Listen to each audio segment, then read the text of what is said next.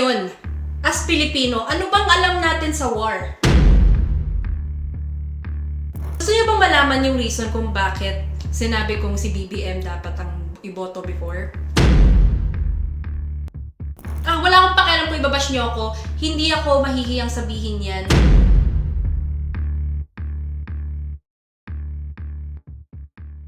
So, hello guys sa inyong lahat. I am CA and this is... Kuya Vicky! Yes! Ang hirap! Kaiba pala siya!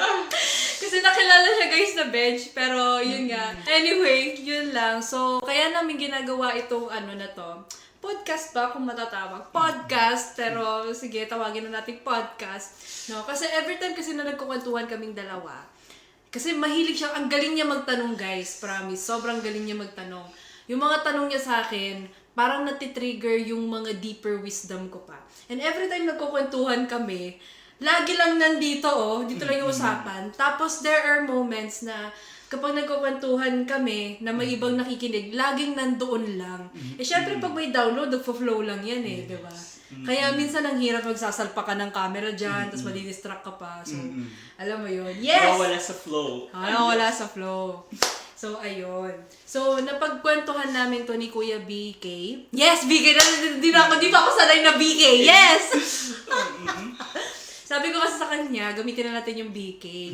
Kasi guys, the reason why kung bakit gumagamit kami ng pseudonym sa sa company, even in the past. Kaya, kasi nakilala niyo siya siguro as Bench noon. Kaya kami gumagamit ng pseudonym in the past para protektahan yung personal identity ng mga tao. Pero this time, yes. Ready na siyang lumabas. Yes! Now yes! Anyway, so ayun na nga guys. Happy lunar eclipse in Virgo sa inyong lahat. Kung hindi man yun naging happy, sana happy pa din. Ayan. Pero huwag kayong mag-alala because eclipse energy are catalysts into something or into birthing something new. Medyo turbulent lang ang wave wavelength nun kung iisipin or yung energy nun ng eclipse. Kaya talaga hindi talaga best time mag-manifest during that time. Pero magaganda ang eclipse if may gusto kayong simulan na bagong yugto. Yes! Yun, so ganun siya.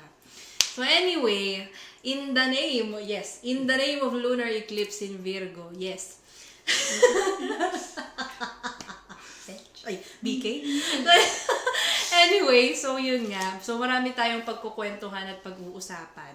Na kung ano man ang itanong mo sa akin, sasagutin ko sa harapan ng camera para naman this time ma-record na natin. Kasi guys, alam nyo, sa sobrang dami kong ginagawa, ang hirap nang mag-keep up din sa content creation sa TikTok. Pero andito pa rin naman ako. Sa mga nakakapanood ng live ko, especially pag mga biglaang live, especially sa EsoSkin na account, mapapansin ninyo, yun pa din, mga sharing natin and etc. So, dahil hindi naman nga na-edit yung mga na yun, yung mga content na yun gawa nang wala masyadong time. So, ginawa na natin itong na to. Anyway, yun ang dami natin commercial. Sige, Kuya BK. Yes! Di pa lang ako sanay. Same. Sige, Kuya BK. Yes. So, mother. Yes. Mother na tatawag ko kay Miss C. Mother kasi tawag niya sa akin. Kayo, tingin nyo, kung tingin nyo, mas gusto nyo kong tawagin na Miss CA, okay lang din yun. Siya kasi tawag niya sa akin, mother. Yes. Nakasanayan ko na, guys. Yes. So, yes. Yes. Wala tayo doon. Tayo, yes. Ayan. Yun nga, mother. Di ba, lately, lately kasi, di ba, parang meron tayong nababalitaan. Ayan, nababalitaan. Sa Middle East at saka yung sa Amerika. Okay. Ano yung masasabi niyo po? Yes! Para ka ding mga star si Ben. Ano pong masasabi ninyo sa... Yes. Yes. Actually... Yes. Ang tagal ko na kasing nag-stray away sa mga political readings and etc. Kasi ito yung mga na-realize ko, guys. Ito yung na-realize ko, Kunwari may kausap din natin sila. Pero ito yung mga na-realize ko kung bakit din ako nag-read. Number one, syempre, i-broadcast mo yun sa public. Pag broadcast mo yun sa public, natunugan yung mga kailangan matunugan or yung mga hindi dapat matunugan. they will act right. Especially kung kunwari kagaya ko, nakilala ko sa TikTok na pag nagpipredict ako ng isang bagay, tapos nangyayari siya. Kasi ini-stitch ko yung actual news versus sa past prediction ko. Ganun kasing ginagawa ko sa TikTok dati. So, syempre, kung ikaw, kunwari, may isang tao dyan, nakakilala ni ganito, at hanggang sa nakarating na dun sa taong tinutukoy sa prediction, uy, may narinig akong balita or TikTok about sa'yo, ng reading. Ito daw mangyayari sa'yo. O syempre, kung supposedly sabihin natin na meant mangyari yun sa tao na yun. Na kunwari, yung time na pinipredict ko yung mga about kay Duterte tsaka sa politika, di ba? Kung meant siyang mangyari, yung mga key people na makakarinig nun, di makakatunog na. Di ba? Makakatunog na. Anong mangyayari? Magmumukhang hindi accurate yung prediction kasi nga, ginawan na nila ng paraan. Di ba? Kaninong karma yun? Kasi na-alter. Diba? Dun ko masasabi or dun ako nanggagaling sa part na ayoko nang mag-predict kasi ako din nang napapahamak dun. Okay.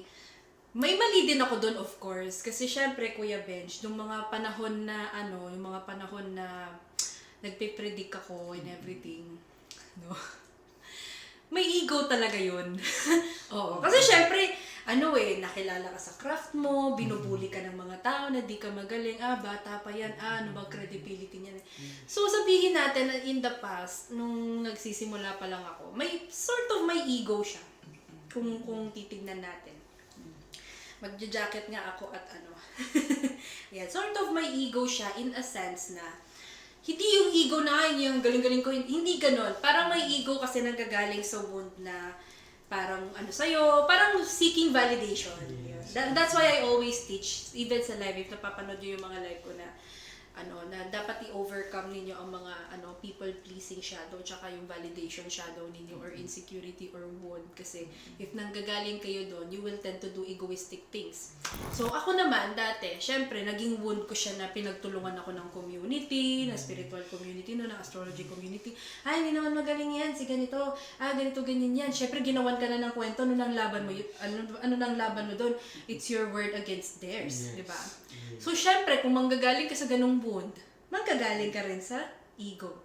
So, nagkaroon ng moment noon na, di ba, tagal ko na nanahimik. Syempre, in-integrate ko din yung mga lessons niya and everything. Pero, nung mga time na ginagawa ko yun, that was 2021 to 2021, 22, sabihin natin hanggang 2023. Pero kalahati ng 2023, medyo pa-stop na ako dun eh.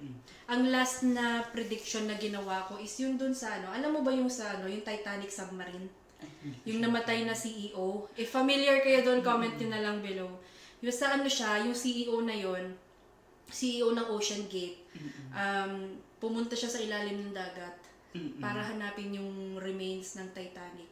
Tapos para silang tin can doon na na-compress hanggang sumabog sa ilalim ng dagat. So 5 tao namatay doon. Tapos na-predict ko siya months before.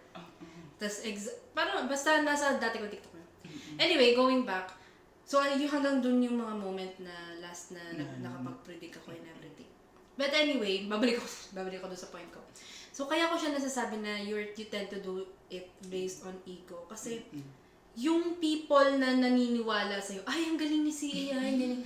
Parang kahit alam ko namang magaling ako, parang syempre you're still seeking validation, di ba? That's why I really shifted na sa healing. Kasi when I understood na, medyo people pleaser nga ako sa part na yun. Parang it didn't matter in the long run. Kasi wala naman na ako kailangang patunayan. Alam kong magaling ako.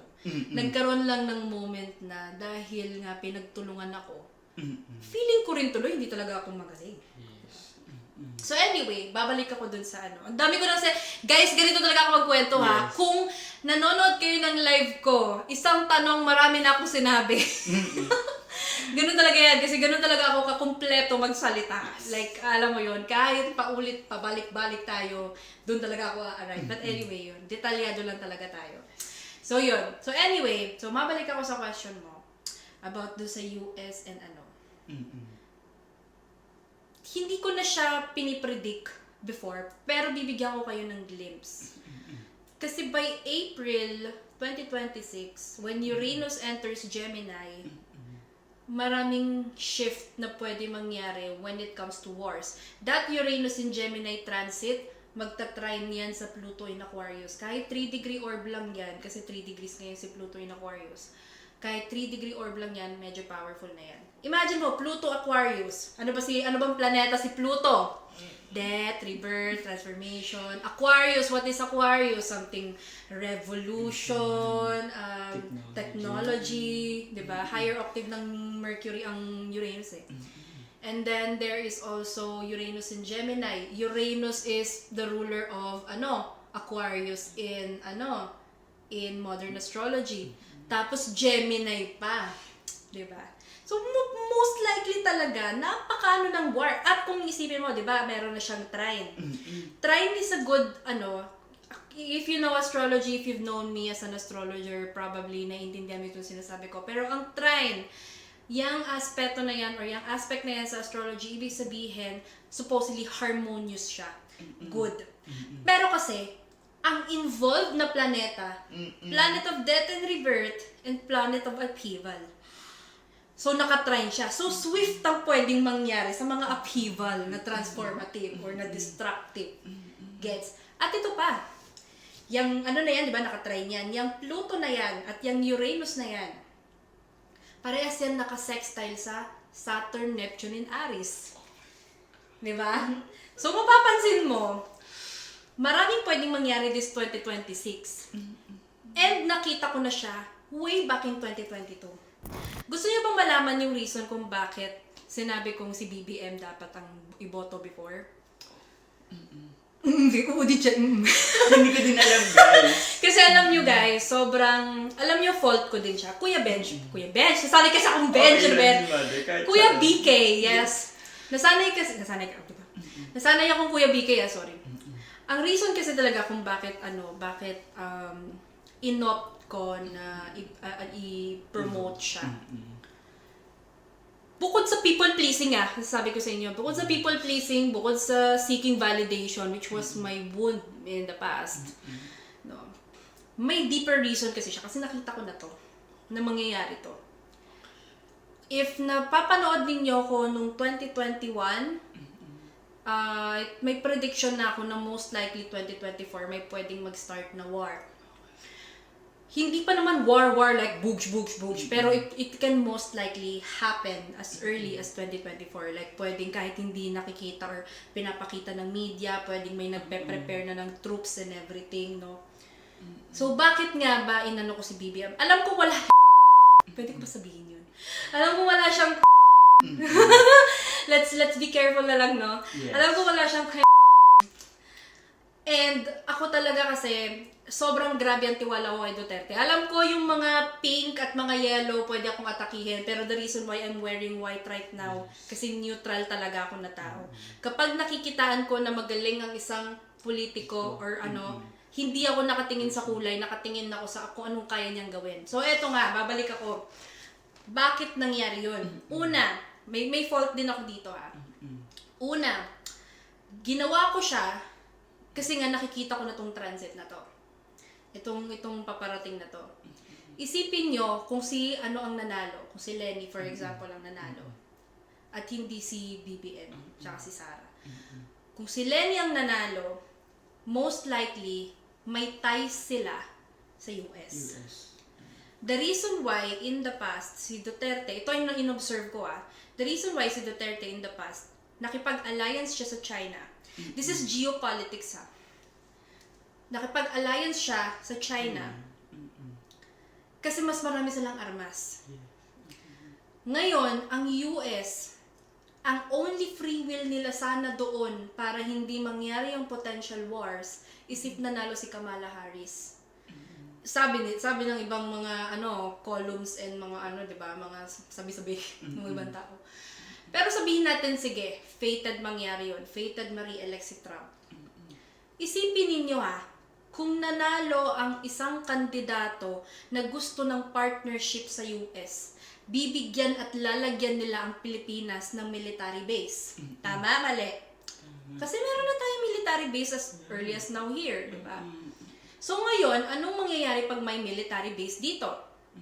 Of course, may potential maging battleground ang Pilipinas. Kamusta tayo ngayon as Pilipino? Ano bang alam natin sa war? Ang alam lang naman natin, dumaldal sa social media. I mean, nagigets mo? Ang alam lang natin, ito pa, sa mga kalalakihan natin, wala masyadong nag-ROTC.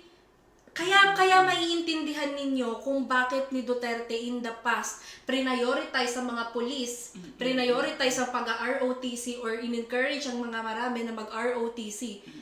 Kasi may potential war na magaganap. Yung COVID pa lang, economic war yun eh. Economic war siya. Siyempre, sa economic war na yun, China ang nanalo. Bukod sa kanila nanggaling yung sa kanila nanggaling yung COVID, yung sakit, whatever reason it is na nang pinanggalingan nun, sa China nangyari yun. Sa kanila pa din. Anong economy ang nag-thrive? Sa China. Right? Diba? Ano din ang bansa na may pinakamaraming hit ng COVID? US. So ngayon, isipin mo na lang, 2020 to isipin mo na lang. If si US, kasi ngayon ang pride ng US is yung dollar eh.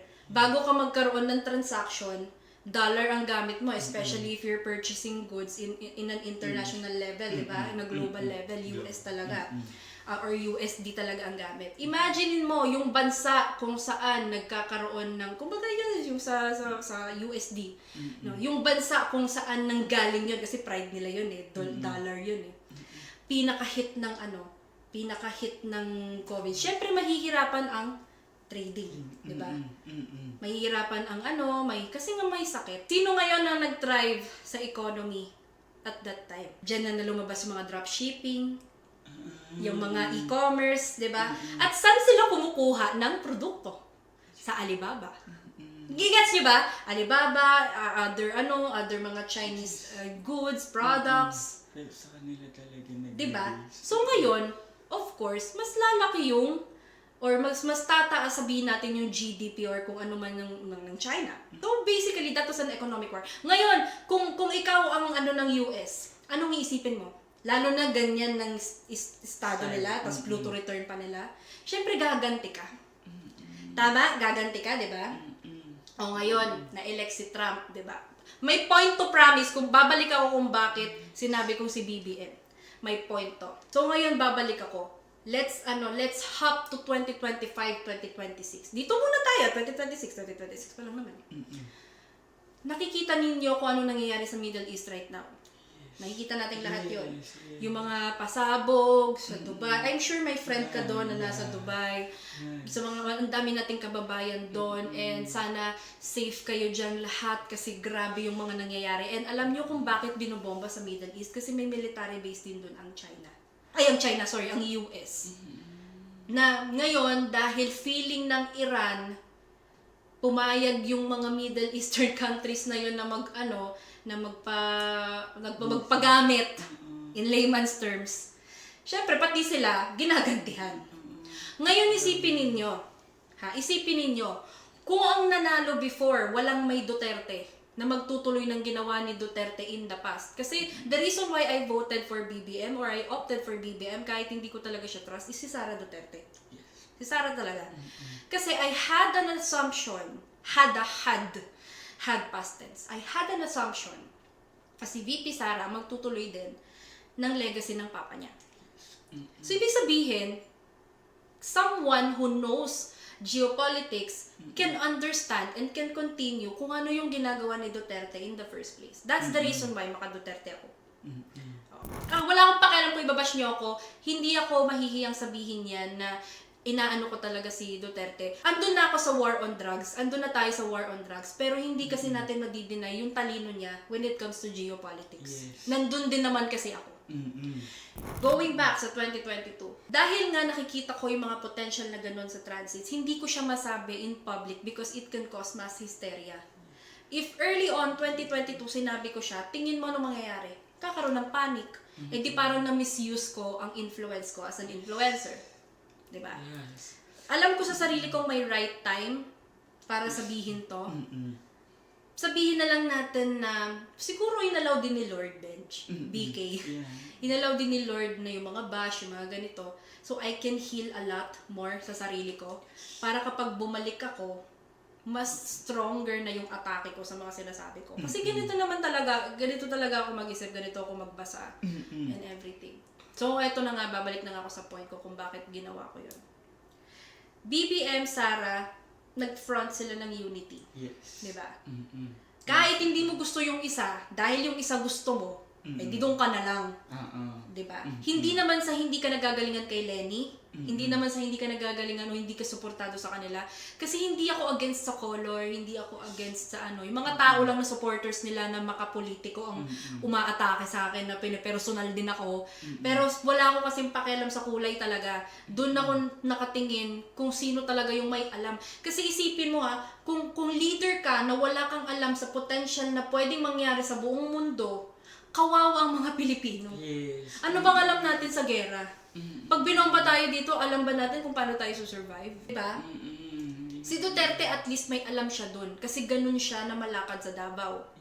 At hindi ito promotion ng politiko Kasi kung makikita ninyo, nag-different na ako ng stand sa Facebook post ko. So anyway, ine-explain ko lang kung saan ako nanggaling. Hindi ko sinasabing tama yung ginawa ko, hindi ko rin sinasabing dapat kayong makinig sa akin. Syempre may free will kayo. Pero at the time, I had to choose that and I had to promote that even in the expense of ruining my own reputation. On your own name. And my own name. Kasi ang ginagawa nila, hindi lang ako na din yung sinira nila, pati din si Esos Skin. Pero I had to sacrifice that in a sense, which is a Saturn in Pisces lesson din. Sana hindi ko na lang sinakripisyo, pero alam mo yun. I had to sacrifice that kasi ito yung nakikita ko. Yes. O sige, dito na tayo sa nanalo si BBM. The reason why, ito ko lang to theory or, sige, let's say theory para safe. Feeling ko, kaya binitray ni BBM si Sara. Kasi si Sara ang umangat, or yung mga Duterte ang umangat sa name ng Marcos. Kasi hated nga sila sa history. So dahil hated sila sa history, at naangat ng mga Duterte, kasi maraming supporters sa mga Duterte. Dahil naangat nila, nahikit nila yung mga, yung mga supporters nila na i-vote din si BBM, ginamit sila ni BBM para makaupo ulit sa pwesto. Sa kanila trinidor. Kasi alam nila na kapag hindi nila trinidor sila, yung mga Duterte, magkakaroon pa rin ng alliance sa China. Si BBM gusto nga ng alliance sa US for a reason I don't understand, I don't know, hindi ko naman alam lahat. No? Andun lang tayo sa part na at the end of the day, nabenta ang gold reserves natin. Ang dami na naman nating utang. And at the same time, meron na namang military base dito sa Pilipinas. So, picture this guys. No, picture this. Ngayon ang gera nasa US, Middle East. Diba? Hindi imposibleng magkaroon ng gera ang China at ang US for siguro 2027, 2028, I don't know. I don't know all the details, I don't know the timeline. What I know is yung transit na pwedeng mag-activate or mag-trigger ng potential catalyst on why it can happen.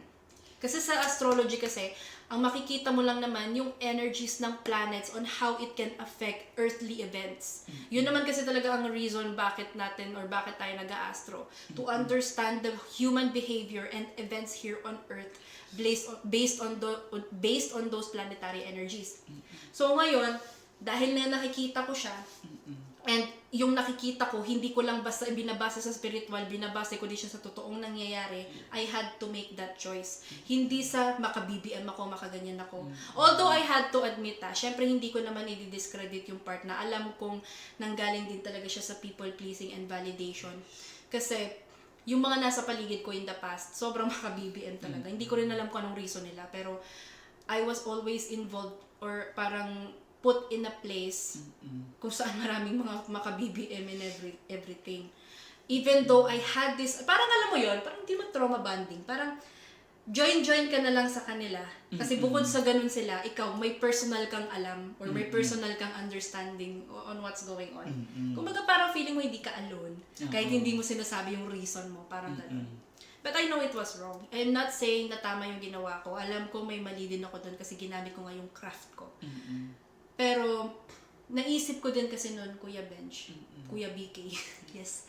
Naisip ko rin kasi noon na if I say it too early, diba? It could cause mass hysteria, it could cause baka nga mamaya magkaroon pa ako ng ano dyan dahil sa panic ng tao eh. Iniingatan ko lang din sarili ko.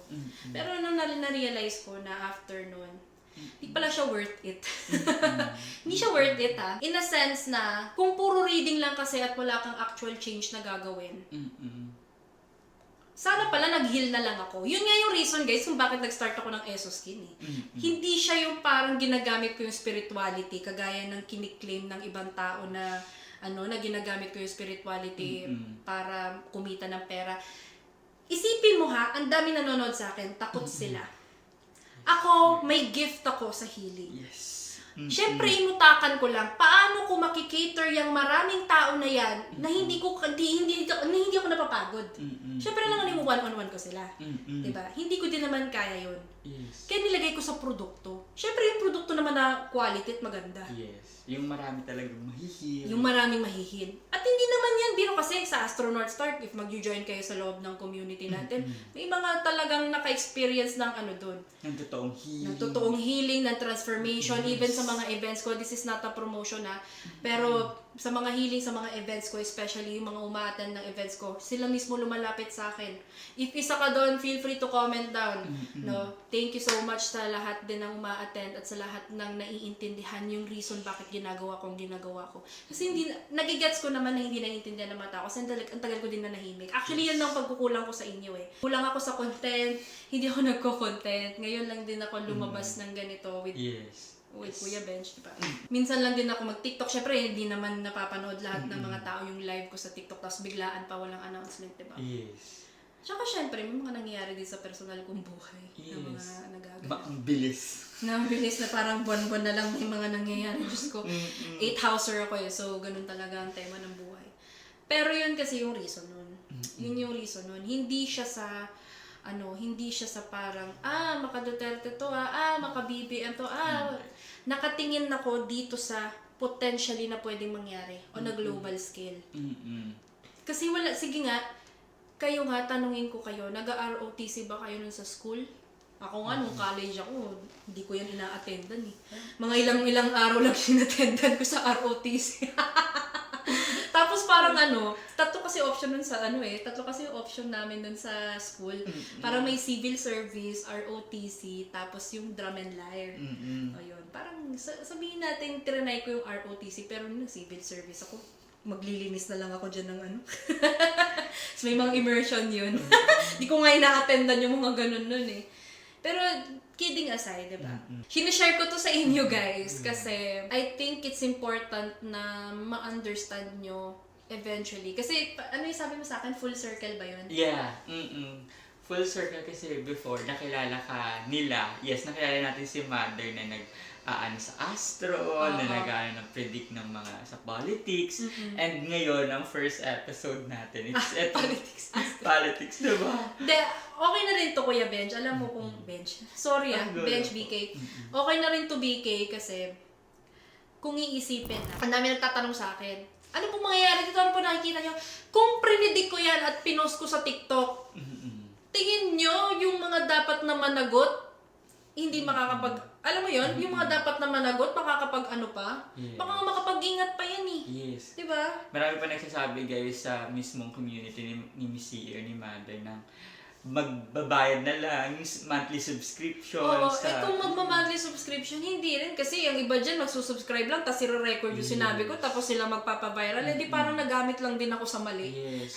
And kung makikita nyo yung life ni Mother, grabe yung life niya regarding sa politics, yung karma niya dyan. Yes. Grabe. Tsaka, guys, hindi naman sa baka kasi minamalit ninyo, maraming silent reader na big time dyan sa loob. So, hindi imposible na kapag ako nagsalita about politics, tapos ito yung reading, hindi makakarating doon sa dapat managot. Example, may nagsabi sa akin, bakit hindi po kayo misi nagsasalita doon sa magnanakaw? Ano pong pwedeng mangyari sa kanila? Kung na-predict ko na sa ganitong araw sila makakarma o sa ganitong araw sila makukulong, tingin nyo makukulong pa din ba sila? Diba? Makakaiwas sila. Makakaiwas sila. Yun nga yung reason kung bakit mga high profile ang nagbubook sa astrologer. Kasi we see things beforehand.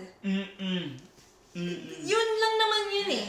Kung alam nyo lang ang mga nagbubook talaga ng astrology, kasi yung mga hindi lang naiintindihan yung craft, yung mga nagde-demonize ng craft, sila lang naman yung hindi naiintindihan tong mga ano eh. Pero yung usually nagbubook ng astro, mga high profile yan na mga politicians, business owners. All over the talaga. May mga nagpaparead na mga ordinary citizen, like for example, magpaparead sila, kailan po ba ako yayaman? Yes. Kailan po ako magkaka-love life? Yun, mga okay lang yun. Meron namang magpaparead na, paano po ba mag-heal? Ano po bang purpose ko? Which is yun yung mga personally kong gusto. Kasi, pag kasi mabibigat na I mean, hindi naman sa pag-ano, ayoko na kasing i-overshare din kung ano yung mga na-witness ko personally sa mga na-read kong high profile. And syempre, NDA na lang din, alam nyo yun. Pero, kung may morals ka, mahihirapan ka. Yes. Parang ganito lang din yan. Parang lawyer. Yun lang din yan eh. Oo, yung mga lawyer naman, nag-law school ako, di ba? Yes. And nag-quit ako agad or after midterms ako. Kasi bukod sa alam ko na may purpose lang ako doon, which is alam niyo na yon, yung purpose na yon, yung reason ng cord cure. Yes! Bukod doon, alam mo na-realize ko, observation ko doon. Hindi ko masasabing magaling ako ha. Hindi ako, sabihin na lang natin na hindi ako magaling.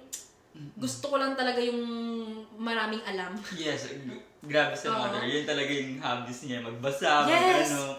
Gusto ko lang talaga maraming alam and hindi ako magaling. Let's say, sabihin natin, hindi naman talaga ako equipped to be a lawyer. Pero ito ang na-observe ko sa environment nila.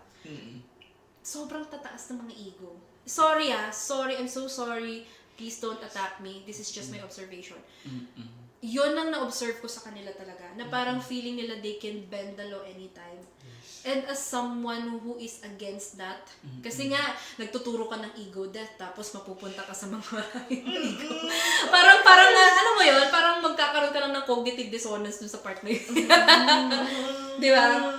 So, para sa akin, feeling ko divine intervention na dinamit ko yung ex ko para maalis dun. Kasi na-distract ako, syempre, yung iaaral ko ng ganyan kakapal na libro, itetext ko na lang.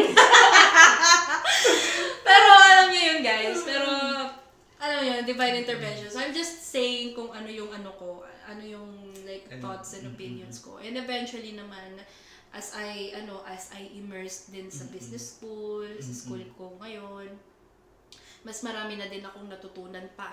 Kaya I take accountability din sa mga siguro kasi nung time na yon, ang egoistic talaga ng delivery ko eh. Nung mga TikTok ko, if mababasa mo yun. Tapos mahilig din ako mang-away ng basher nung time na yun. Oo. Pero natuto naman, syempre, nag-grow naman tayo, di ba? And kung nasaksihan nila yung growth mo from 2021. Di ba? Wala kasing mabatong ibang tao sa akin, kaya ginagamit nila yung past. Pero, Diyos ko, it's sa 8th houser kasi, if you have an 8th house placement, may 8th house ka, di ba? Secret na natin kung ano yung 8th house mo.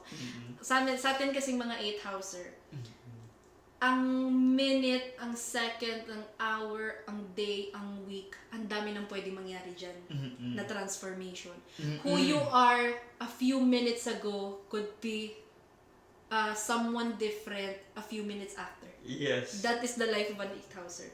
Kaya talaga sobrang daming change, sobrang daming and sobrang daming growth din. Yes. Transformation. Yun naman ang maganda doon.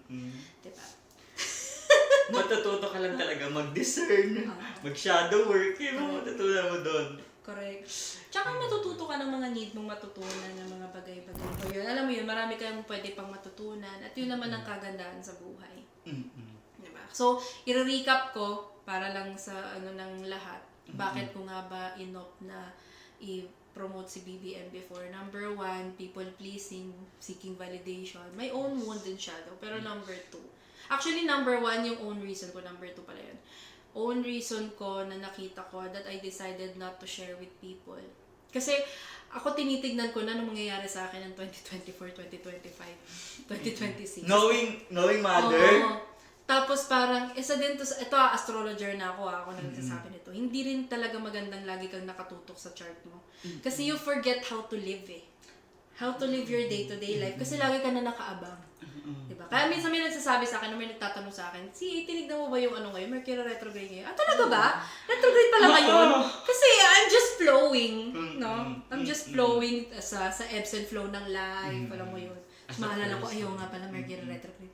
So, magiging calculated ka na naman. Yes. Kumbaga, ginagamit ko na ang astro sa mas matalinong paraan. And mas gusto kong kung if you want to take my advice as an astrologer, gamitin nyo rin siya sa matalinong paraan. Hindi lang para iwasan yung ganito, iwasan yung ganyan. Kasi pag iwas kayo ng iwas, ang mangyayari niyan, hindi nyo mako-close ang loop or ang karma. For example, diba? May ginawa kang pangit. Tapos, alam mong kakarmahin ka. Tatanong ka ngayon, Mother, paano mag-transmute? Paano mag-alchemize? Paano ang remedy? Makakaiwas ka nga, mararemedy mo nga yan, pero hindi mo mako-close yung cycle. Kasi energy cannot be created nor destroyed. It can only be transmuted, transformed, and transferred. So, kung magta-transfer siya, o kunwari, si ganito, o na-feel mo, nagkaroon ka ng catalyst, nagawan mo din ng mali. Paulit-ulit na cycle yung karma. Until you face it head-on. And when you face it head-on, that's only the time na mako-close nyo ang karmic loop. Diba? Masakit man siya, guys, pero yun yung consequences din kasi nung minsan ginagawa natin or ginawa natin from the past na kailangan na natin i-close this lifetime. Yes. And that is also the reason why ang first episode natin is ganito. Yes. I am facing this head-on, knowing and understanding na mababash na naman ako, baka nga mapunta na naman ako dun sa mga forums na kung saan ako pinag-uusapan. Alam mo yun. Pero I want to face this head-on kasi for the longest time, ang utang ko din naman sa collective is an explanation. Yes. Diba? For the longest time, natahimik ako. Nagsalita lang ako sa album diba? Nagkwento lang ako dun through my through my lyrics. Yes, pero minsan baka hindi rin nila naiintindihan yung lyrics. Oh, kasi I really became poetic dun, yes, guys. Super talino naman kasi. Siyempre, gusto ko yung kwento ko, yung matalinhaga pa rin. Ganda na gala. Pero storytelling pa din siya. Siguro sa next episode, i-share ko sa inyo kung bakit or why na-create yung music ko, anong magiging benefit nun sa'yo kapag pinakinggan ninyo, and at the same time, bakit ko siya sinulat. I will explain everything sa next episode. Comment down below if gusto ninyo, and sana nag-enjoy kayo sa first episode namin. Trial pa lang to, kaya medyo ganito pa lang yung setup namin. Pero hopefully, diba, mag-improve ang natin, ang production natin. Yes. And ayun. So, wala pa akong official na pangalan sa podcast na to, pero meron na akong working title. So, thank you so much, guys. And this is Beyond the Veil podcast. Yes! Sinare ko na. Kasi working title ko na talaga siya. Or working name. So, thank you so much, guys, for tuning in sa Beyond the Veil podcast. I know marami sa inyo nito ang nag-request, ang nagsasabi, ang nag-a-ask, ang nag-wait sa akin na magbalik sa content creation. Sana na-enjoy nyo kami. Mas marami pa kayo na moments na maririnig si Kuya BK na magtatanong. Ito kasi ni-rehearse namin ito sa bahay. Sabi ko, tanungin mo ako. Tsaka biglaan siya, guys. Biglaan siya! Kanina lang siya sinabi ni Mother. Oo. Huwag na tayo mamaya. Na-trigger lang ako. Sabi ko, alam mo, hindi na ako papayag. Alam mo, tinatawag na talaga akong ayoko na ng ganito. Hindi na ako papayag na porkit ang daming ginagawa sa kumpanya. Hindi ko na magagawa yung dapat kong gawin. Sobrang tagal na kasi na tong podcast na to, guys. Sobrang tagal nyo nung na-opened. Kaya, yun lang, guys. Thank you so much. And sana nag-enjoy kayo sa topic natin. Sa mga gustong mag-request ng topic, feel free to comment down para makaisip din si Kuya BK ninyo ng itatanong, ng i-add on. Kasi magaling talaga siya magtanong, guys. At may moment sa kanya na natitrigger niya talaga yung pinakamalalim na depths ng ng utak ko para mailabas ko yung pinakamalalim na wisdom dun after. Alam niya ng star sieves nung time na nag-live tayo. Yes, biglaan din yun. Biglaan din yun. Biglaan? I thrive in biglaan things. Nasa Paris, di ba? Bigla siya upo. Tanungin mo ko, Mother. Tapos naalala ko yung tanong mo, dire-diretso. Teka lang, inom muna akong tubig. Pero after ko uminom, di ba? So sa mga nakapanood nung live na yon, comment down below din kasi syempre gusto naming malaman yung insight ninyo sa mga sa mga ganun na bagay, topics. Here in this podcast, we are going to talk about everything, anything, everything, or everything, anything under the sun. Yun, yes! Yeah, basta we're going to talk about a lot of things and sana mag-enjoy kayo kasi ako talaga, gustong-gusto ko na talaga mag-yap, magdaldal for the longest time. It's just that it's so hard and it's so busy yung mga panahon ngayon. Ang daming nangyayari and thank you Lord kasi nabigyan tayo ng opportunity na mag-start na. Ayan. And sa lahat ng manonood, maraming salamat po. Kita-kits ulit sa next episode. Bye! Yes. Testing. Hello guys! Yes! Yes. So, kamusta ka naman? Hello ka muna, be! Grabe, Mother. Kasi yung first episode na, parang doon ma-realize lahat nung sinoppress mo. Yung mga sinoppress mo na ayaw mong sabihin pa. Sobrang Kaya nga block na block yung throat ko eh. And kailangan, may download talaga kasi ako na na mag-Egypt ng 2024 pa, download na talaga sa akin mag-Egypt. Kasi yun ang throat chakra ng Earth. At saka marami kang activation na pwede doon, ma-receive sa Egypt. grabe na after ilang months or years before mo na voice out na yung totoong reason pala. Tapos, ang nagiging cost lang kasi niyan kapag, kunwari, na nasusupress mo. Mas depress ka talaga kasi imaginein mo supposedly, 'di ba, ang flow ng energy is pababa from soul started from earth star kanya. Pag-block ka dito, hindi makaka-pass through yung mo kasing lumamasa.